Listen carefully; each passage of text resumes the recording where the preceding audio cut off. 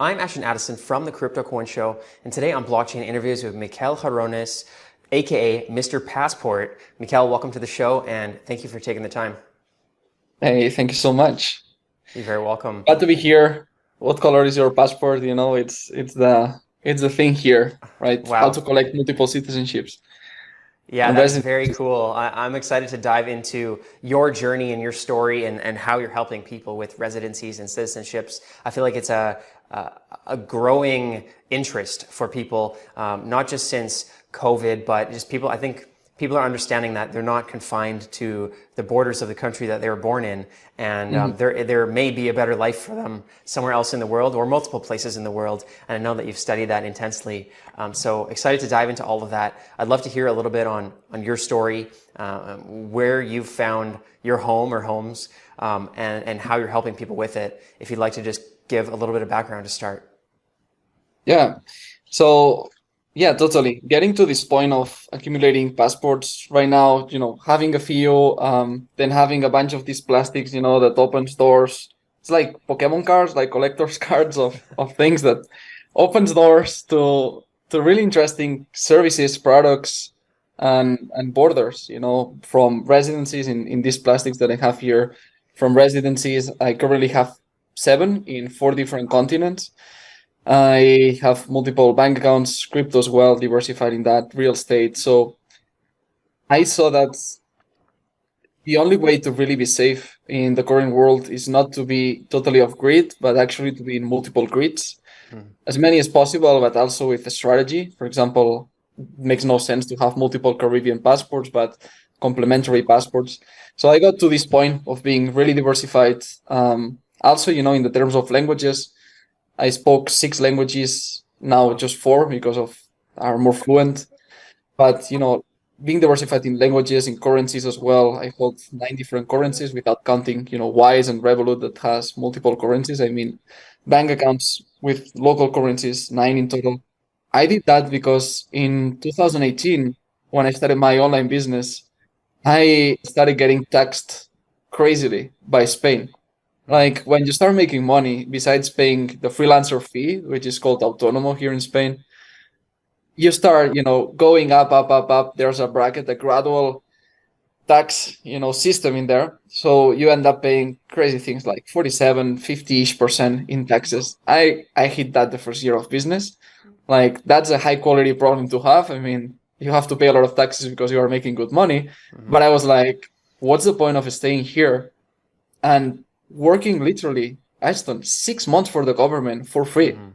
Hmm. to give them half your money, and then the next 6 months of the year, well, you're working to keep some of the profits with also the cost that you have, the teams, the other expenses to run a business, etc. So with a quick math, I took a notebook, a pen, paper, and I said, a draw line. I was like, if all these expenses and all this money that I'm making, I just switch my tax residency to a country that has 0% or close to 0% in taxes Hmm. immediately, instantly, without selling one more product, without growing the team, without scaling, without anything. I'm just literally making double the profit with the same revenue. Hmm. And I said, is this worth my time, my energy, worth the move, worth the investment to set up a new tax residency? If it's necessary, a company, an offshore bank account. And the answer was yes, totally. Hmm. Because I didn't even feel I wanted to stay here in Spain for the entrepreneurship. It's a country that's very beautiful for tourism. Right now, I'm having this call from Spain. Beautiful for tourism, beautiful for food, beautiful for weather. It's fantastic in here. I'm happy to have the passport to enjoy it, but I knew that I wanted to travel the world and literally go where I'm treated best when it comes to business and keeping more of my money. Hmm. So, yeah, when I moved out of Spain, I enjoyed keeping more of my money. I could give a better use than paying taxes. And from there, the rest is history. Accumulating all these things, all these plastics, etc., the bank accounts. At some point, it's just a hobby as well. Hmm. After 3 passports, having 4, having 5, having 6, just like more of a I want to have a skin in the game. Hmm. And whatever I'm offering my clients, I want to have tested it with my own money, have Hmm. gone through the process myself, and know exactly what it takes from A to Z to complete something. Very So cool. this is where I am Love today. Love that story, Miquel. And I've heard that Spain had that ridiculous tax, and being an online business and also wanting to travel the world, you could use that tax money that you would be paying to set up a tax residency elsewhere and travel the world, and you'd be still saving money. So I think you made the right choice there. And you know, there's every country is different, and some countries are more appealing than others. And I know you've tested out more than a few. What are some of the main countries that are most attractive right now that you're seeing people, or you're guiding people towards, hey, you know, this is a good potential option for you? Great. This is like a restaurant. You know, you have the menu a la carte, and you can choose, Ashton. Really, we live in a world. It's so beautiful. We live one of the best eras of humankind for freedom and for sovereignty. We have this ease of movement, this facility to move around, just take a plane, take a train, whatever it is, and just cross borders. And with the right documents, you can do that. And now also we can do it online. So for example, let me give you a menu, you know, like a testing menu that it has its starters, the cocktails, like the first dish, the main dish, the dessert, something like that. It would look like this. When we talk, for example, citizenship, really interesting to have, I would say, one from the American continent. So for example, Mexico is a great citizenship to get. If you want Latin America, after 5 years of residency in Paraguay, it's temporary residency. Then you have permanent residency. So 2 of temporary, 3 of permanent, 5 years in total. You can become a Paraguayan citizen as well. So that's North America, Mexico, Latin America, Paraguay. Then getting another passport from Europe, really beneficial as well. You can get it from the European Union, or you can get it from a country in Europe that is not part of the European Union, like, for example, Serbia right now, which is one of these countries. In the future, they might join, who knows? But for now, it's a great citizenship to have. You have access to China, to Russia, visa-free, many countries. I have a video on the channel talking about that one specific. But also, you can invest in it, or you can get it by descent. Many people don't know it, but they have grandmas, they have granddads from Poland, from Spain, from Portugal. And literally in 1 year, they can become citizens just by providing the right documents. So I would say check one of these citizenships in there. Another frontier that right now it's unexplored by many, but it's getting more and more interesting. It's also getting a passport citizenship from Africa. So you have countries like, for example, Egypt, that allows you to invest and get citizenship. Some of these are not attractive right now because they don't offer as much mobility like the Spanish passport, for example. Having this one opens you doors to 186, 190 countries. It's like one of the top in the world. Africa is not there yet, but you know, it's an investment that you can make now. And if in the future that country becomes an asset and expands the borders and the collaborations with other countries, well, with something that you got 10 years ago, now you have access to 20 more countries in the future. Who knows? Could be a path. We always see every year countries expanding the borders and the visa-free accesses in other territories. So I would say these for the citizenships. Then we continue with another dish of our menu, a la carte, of the sovereignty.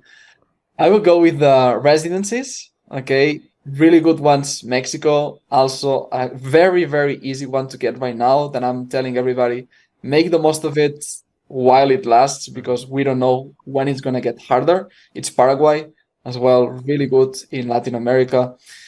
You can get residency. What other places? Well, you can have digital residency, which is quite unique. I'm going to share it here in Palau, which is in Oceania, close to, you know, Australia, in Macau, close to Japan, in that area of the world.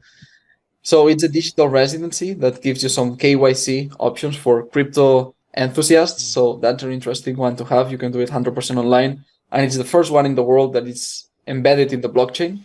So it's a Web3 digital residency. Quite interesting. And yeah, I would say focus on the ones that gives you more benefits than tax obligations. Because if you get residencies in places like, let's say, Brazil, well, then you will have tax obligations. You get residency in Spain, then you will have to pay taxes to Spain. Like, for example, people that go the path of multiple years of residency to get the Spanish passport, then voila. they have some downsides of getting those residencies. So always something to be considered along with the tax residency. That, for example, Paraguay is this beautiful combo of residency and tax residency because it's a territorial tax country. So it's a 0% tax for any money made out of Paraguay. Whoever has an online business, it's virtually 100% of their money. So they can invoice from a US LLC or a UK LLP.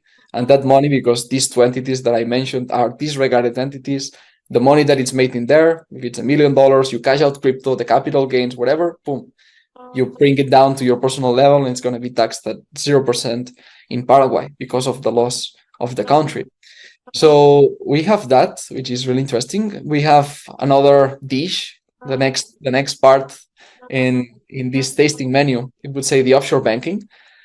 You would want to look to Panama, which is a great still place for banking. Some people go to Georgia, in Europe, in the Caucasus area. It's getting worse a little bit because they are gonna assign the CRS, which is the information exchange between countries. But a place that, again, we have another benefit of Paraguay. Paraguay has not signed the CRS, so it's still a private banking that does not exchange information with many countries. And another one that it's offshore that many people don't think about, but it's really, really like private and anonymous. It's the United States if you are not a US citizen. Because the United States expect other countries to share information with them, but they have the FATCA system that they know they do not exchange information with other countries. So they keep the banking information within them. And also there are some laws that what you have with one bank, another bank like Bank of America cannot call Chase and tell them, hey, give me all Ashton's information, because there are some laws that protect that. So if you have things like a US LLC in Wyoming that can be signed through a registered agent, so you don't appear publicly with the name in there.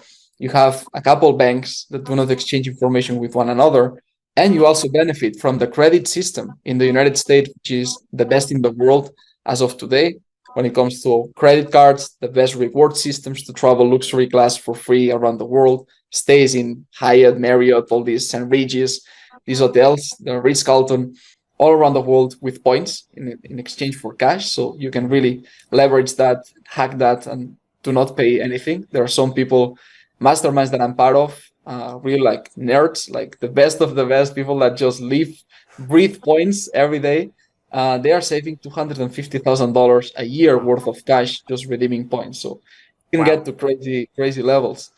And this is possible, Ashton, because you can select the best of each country, treat it like a company, like a business partner, and use them for the best interest. Spain for the tourism, Mexico for the residency, Paraguay for the tax residency, Panama and America for the banking, America again, United States for the credit cards. So this is how you create this sovereign lifestyle that I share across all my social media, and that with the team we are working on multiple countries, 17 to date. So we help people establish in all these different jurisdictions for the best for them, wherever is the most useful for them. Very cool, Miquel. And there's so much to cover. And a lot of people that are watching our channel and some of the networks that we're tied into, at least, they are American citizens. And from what I understand, the American passport, once you're a citizenship, if you move to Mexico or something, then you're still taxed on citizenship. And that's one of the things that they call the golden handcuffs for them, because they've moved to the other side of the world, but they're still paying taxes in America. And from what I understand, all these countries are different, but some of them, you don't necessarily have to move to Paraguay and live there 365 days of the year. Maybe you have to visit a day, or maybe you don't have to visit. It depends on the country. But can you talk about, from an American perspective, if I want to expand the borders to these other citizenships and residencies, do I have to move out completely and stay somewhere? Do I have to rescind the American citizenship? How does that work? Fantastic. It's going to be more complex, yet, however, it's doable. And here's some of the strategies that you can follow as an American citizen, somebody listening. So depending on your income, you will create one strategy or the other. For example, if you want to live abroad more than 11 months per year, 330 days, there's something called the FEIE, which is a treaty, like something you can present and deduct $110,000 worth of taxes. So the first $110,000, boom, done. If you have a spouse, you can put 110 for each, so it's 220. So that's a good chunk of money that you can deduct in taxes if you are not willing, if you're not going to live in the United States pretty much at all, just like under a month a year. Another thing you can do is really read the tax code in the United States and see that there are some loopholes in there. For example, you don't need to declare some things internationally, like held gold. You don't need to declare internationally held real estate. And it's also very difficult for the IRS to know if you really own gold or you own real estate in other countries. So there are some things that you always want to declare because it's going to be legal and it's going to avoid any problems. So we want to stay in the white area as much as possible. So if you have offshore companies, if you have offshore bank accounts, any money that you have in other currencies, you want to declare that to the United States to avoid problems with the IRS as a US citizen. But there are some other assets, for example, watches, that you can have a luxury watch or a collection of watches worth $2 million.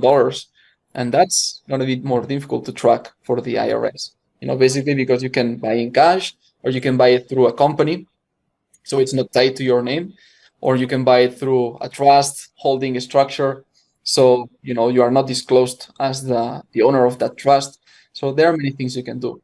If you are going to live in the US, of course, there are experts on that accounts that I can totally recommend. There's a gentleman called Edward something. He does videos that he says Edward Verified. He's a CPA. He's doing a great job at helping US people lower the taxes while staying in the US. There's another called Carter something. If you put Carter CPA or Carter Tax Free USA, it will appear. Another gentleman that's just like a machine on understanding the tax code and giving you strategies to just deduct millions of dollars. And of course, if you buy private jets, you buy yachts, you buy homes, and you depreciate them every year, the income that you make minus the depreciation of the home, if you are a homeowner in the United States, some people enter the real estate game precisely to deduct and reduce taxes. So you can buy multiple properties and just like trade it off, and voila, you have 0% tax structure in the United States. So it's not that much of, as you mentioned, traveling and moving to Paraguay, even if you don't need to stay a certain amount of time to keep the residency. But if they hold the US passport, they will still have to pay taxes unless they renounce it, which is something that I would just recommend to 5% of Americans. Like many people are not prepared well enough globally to renounce to a citizenship like the United States one. And it's going to make it more difficult for them to come back or visit family if they have ties or roots to the country. So before renouncing, I would say have one or two passports. When you have two more citizenships, then yes, you can consider renouncing, especially if you don't care about visiting the United States, you don't have any ties in there, and you want to live abroad. That's the 5% of people that I say, yes, do it, renounce the US citizenship. But it's a few of them. For the rest, just find loopholes and find ways to, like the ones that I shared. These are little threads that I open, little windows for you to look. And then, with an expert, go there and explore how it's done step by step. But it's definitely doable. Wow. Okay, that's great info, and I can definitely leave those partner links below as well. And now maybe you can walk me through a little bit of the steps. Say I now have the courage to start exploring to the next potential countries, but it can be a daunting thing as well. Going to another country, exploring it, going to the government and getting a residency and working your way up to the citizenship. I'm guessing that you do a bit of hand-holding and help people with this. Can you give an example of how that would work if I came to you and said, hey, I want to look into Paraguay, for example? Yeah, totally. So the main difficulty when you go to these countries is, one, you are a gringo there, you are an expat, you are a tourist, and to their eyes, there are some people that are bad people. They're gonna be people trying to scam you just for the fact because you have, white skin, blue eyes, and you don't speak a single word in Spanish, and you are like seen as a bag of money. So that's something that you must know, depending in what countries, and just doing the due diligence and ensuring that the professionals you work with, because there are many great professionals in each country, Mexico, Paraguay, etc. But basically what we do is we vet these people and we ensure that, everything is going to work well. A couple times, like something worked out poorly and we just gave one or two money back moments when the professional didn't work out well, and the client was protected because we covered it with the money. But besides that, the rest, like, it's all gone perfectly because we vet the people, and it just goes smoothly from the time of preparing the documents before going to Paraguay, in this case, preparing the birth certificate, the marital status, etc., to the time of flying to Paraguay, doing the in-person process for 3 days in person, getting then the temporary residency, the cedula, like all the different cards, like these ones that I shared here, you get from the from the police as well, saying that you have a clean criminal record, all these things that they're gonna give you once you are approved. So as I say, basically what we do is make this connection between the person that wants the service, knowing who is the trustworthy agent, a service provider that will conduct the work. We also have, all the technological system in there for the processes. You have a dashboard in which you see how your process is going. So we add this layer of technology to the more manual systems in many of the countries that we operate in. And yeah, also, if something goes wrong, we are gonna be the ones responsible for the warranty.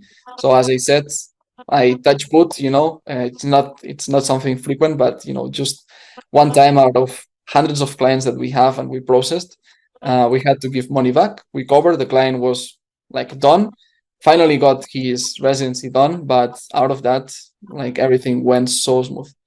So yeah, this is the process. Paraguay is one of the easiest, to be honest, Ashton. It's one of the more straightforward.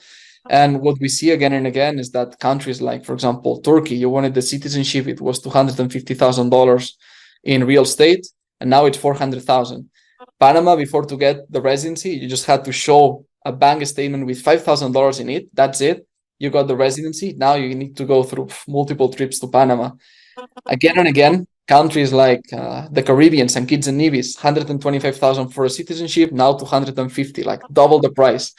What we are seeing is that every year countries are making it more difficult for people to immigrate there, become residents, become citizens, not easier. So if you see a residency that it's too good to be true, like, just make the most of it, take action, because who knows in 1 year, 2 years what's going to happen.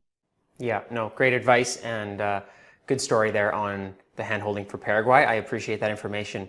Now, we don't have a lot of time left, but I'm curious more on the crypto side. Being a part of the Crypto Coin Show here, I'm interested in if there's any specific nations or specific methods for people that are holding crypto, or they're all in on crypto, in where they should go or how they can be helped the most. Totally. And it's something I research very well because I myself into crypto heavily.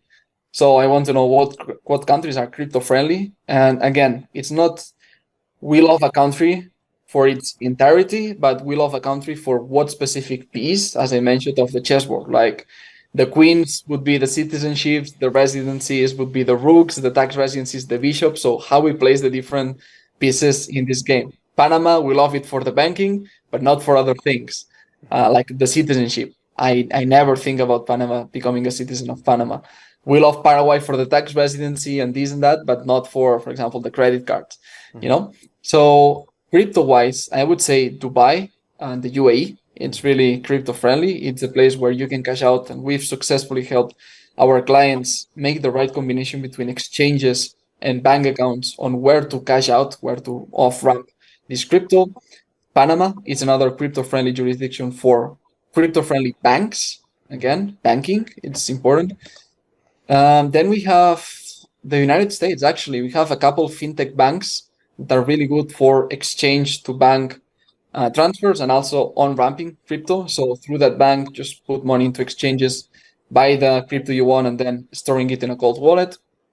And yeah, the good thing about Paraguay, again, going back to the benefits of the tax residency, is that crypto is 0% taxed, both the capital gains, and if you off ramp the crypto and you cash it out, voila, you're good as well. So you can bring it to a Paraguayan bank, and yeah, you're golden.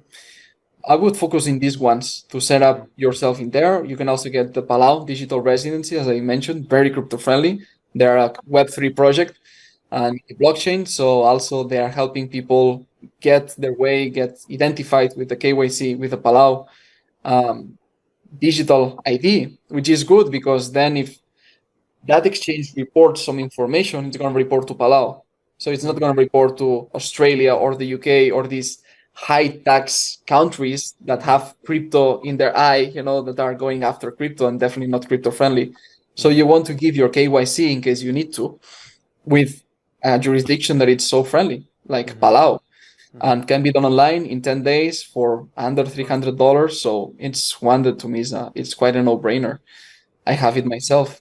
And yeah, with this, I think these are great steps to start getting this multi-grid for a person who is heavily into crypto. Very cool, Miquel. Thank you for that. And there's I feel like this is a great starter for somebody to hear many different options and how easy it is to be handheld with your team through it. If somebody is interested in pursuing some of these or learning a little bit more, what is the best way to do a consultation or learn more about how exactly you can help them get this process done? Yep, this website over here, miquelgirones.co, is the best place for them to find a great new tool that we have, which is the AI assistant. I basically poured all my brain into AI, and we have a bot that is trained with every single conversation, every single week, and all the new video scripts that we have and the videos that we have on YouTube. The transcript is put into the AI automatically, so everything that I say on the videos, it's updated there.